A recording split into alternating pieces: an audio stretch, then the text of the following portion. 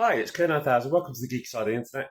And yeah, I've done videos previously talking about CEX. Well, one of my local CEXs recently had the horrible, horrible thing where I'll say customer, but they weren't really, a dude smashed the front door open after hours with a hammer to get in, to then, well, he cut one of the members of staff's hands with the glass that shattered. He then proceeded to threaten them. The police had to come.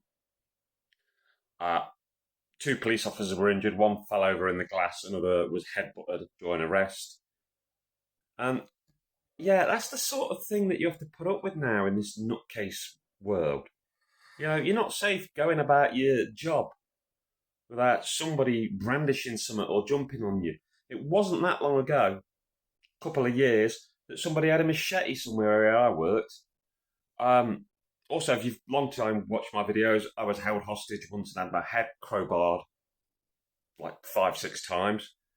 And this is like what it's like there. So, yeah, I suppose this is a bit of news about retail. But the worst thing is, you go on to read, well, I think it was like 2 days ago, which would have been the same day this thing happened in CEX with the hammer. In the Telegraph, there was an article where a woman was saying, I confronted a shoplifter when nobody else would, and the staff were disinterested. And the staff are disinterested because a lot of them probably will have confronted a shoplifter in the past and been threatened. The last time I remember being threatened proper was when somebody threatened to bite my face off.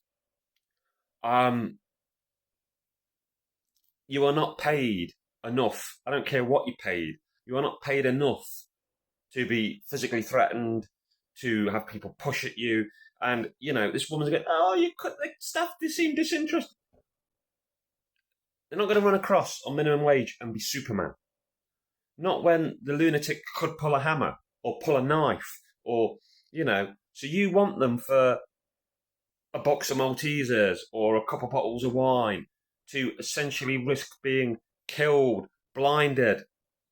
These companies have told people not to fight back. And most people, you're only fighting back if your back is against the wall and you have no other option, or your friend or colleague who you care about's back is against the wall and you have no other course of action.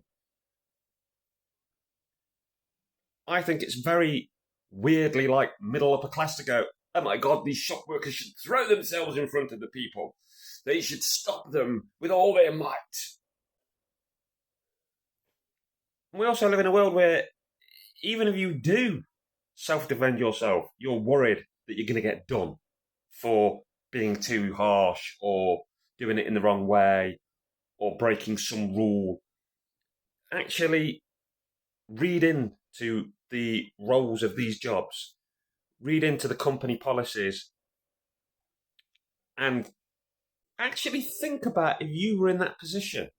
If you're in a shop and you think I'd shout at them for shoplifting, if they get aggressive or if anything happens, they don't know where you are. You retreat back to your home. You can leave the shop immediately, call a taxi, jump on a bus.